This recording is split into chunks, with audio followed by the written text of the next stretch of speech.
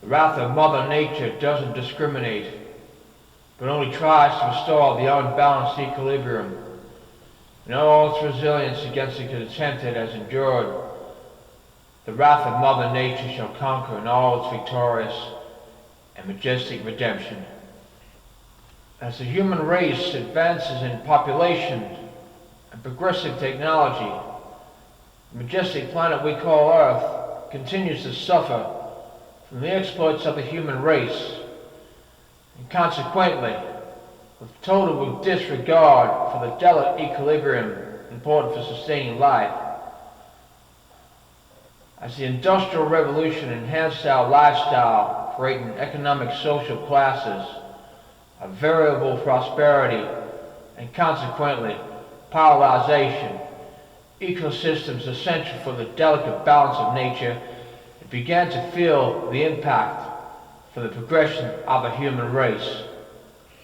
And as the contempt by greed of mankind continues, no foresight into the impact that billions of tons of carbon dioxide emissions indiscriminately released in the Earth's atmosphere is totally and ignorantly disregarded.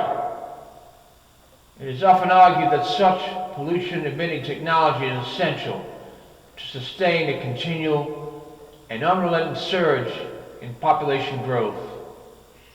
Even in the 21st century, developing countries have no alternative but to use antiquated fossil fuel burning technology, blanketing cities with a toxic haze of poison carbon dioxide.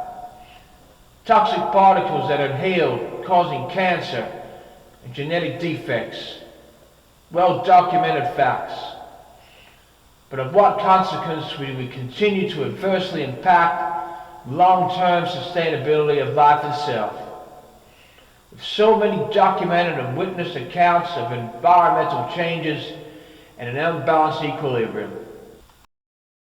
However, eventually, the unrelenting endurance of Mother Nature will try, sometimes in vain, to restore the environmental exploits of mankind and bestow a fury of unmerciful, almost cataclysmic events with devastating consequences.